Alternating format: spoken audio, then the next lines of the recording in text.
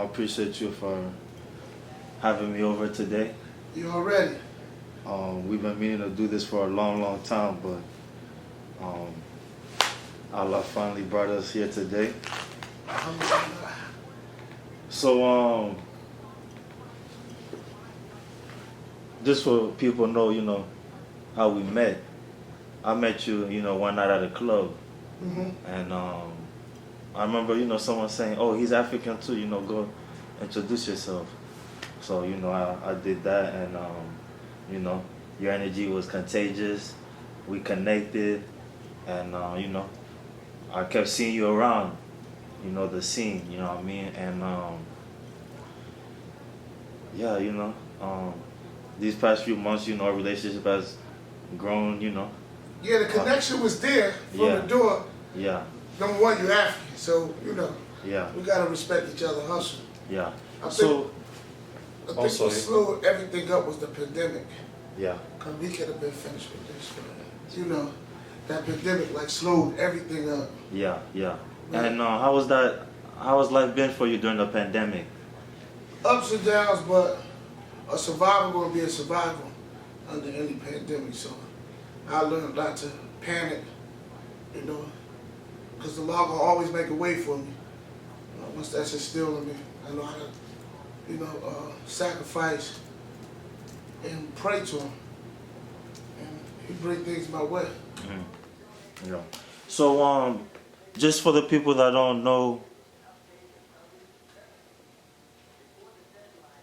who you are, just please start off by letting them know your name. My name is Muhammad Tawahid Elmo Jr. I'm named after my father. I was born in Newark, New Jersey, but I was raised in East Orange, New Jersey. In an early age, about 85, 86, they gave me the name Itchimu because of my behavior.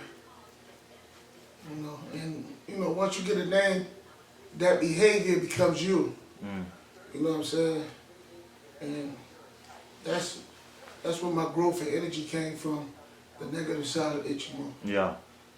So, would you say your upbringing, like, how was it? Was it hard? Were you middle class? Were y'all well? No, it was hardship. It was hardship. My parents coming from Africa in '68. I was born in '70. My parents' first child born in this country, so, it was hard. Yeah. Growing up, I mean, you probably can relate because you African too, living in America, or, African heritage, so I got called every name, African booty scratcher, banana boat. I mean, you can relate to all that. And, Dark as night. I ain't take it light, you know what I mean? Teasing me and my parents, so we had to scuffle. Yeah. I had to scuffle, get jumped, win some, lose some, but I'm known for coming. We're gonna keep coming. We're gonna keep fighting until, and that's the little negative behavior I grew up under that escalated to, me going down that wrong path. Yeah. Would you say that where you grew up fueled that, or was it your environment? I was fueled. What you mean fueled? Fueled, like maybe the way your parents treated you, or All the above. All the I mean, I respect my parents. I love my mother because she was a single parent. But, she didn't like my lifestyle. She didn't like me getting in trouble. And, coming from Africa, it ain't no punishment. You getting your ass whipped. Yeah. So I took a lot of them. I didn't get tired. My mother got tired of whipping my ass. So, Yeah. Hey, we gonna pause right here, alright? So We back on? okay, we back on. Alright. It's rolling. So were you like an only child? No, I come from like a nice medium-sized family. I got 3 sisters, one passed away, here she go right here. She stayed by my heart. And I got 2 older brothers. I'm the youngest of the boys. And how was your relationship with your parents growing up? Were y'all close? Nah, my father got deported like in '76.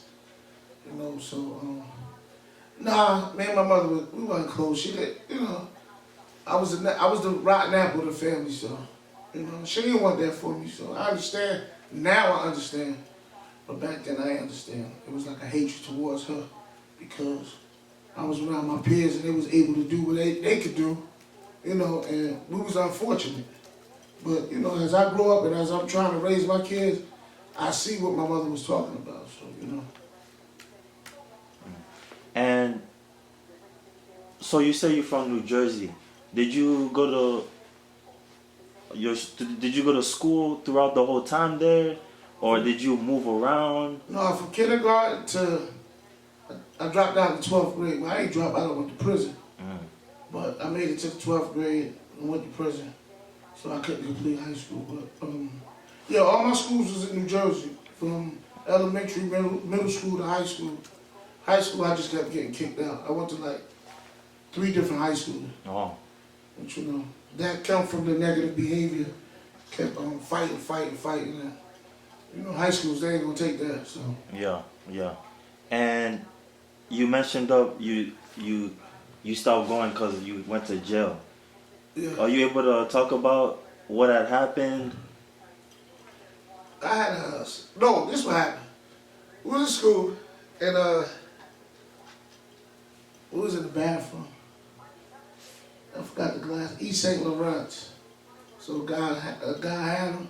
Everybody kept trying them on. When they got to me, I put it in my pocket. So you know, everybody, where's the glass? I done walked out. Long story short, somebody said, "Move got him." The next day they called me the principal office.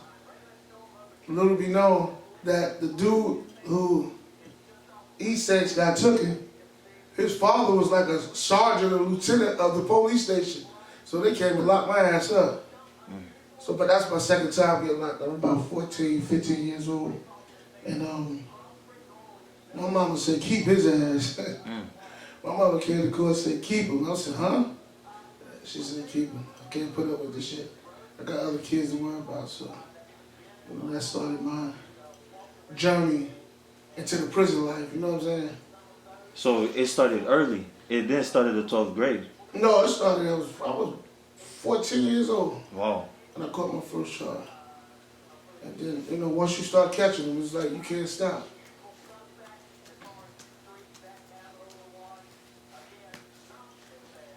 And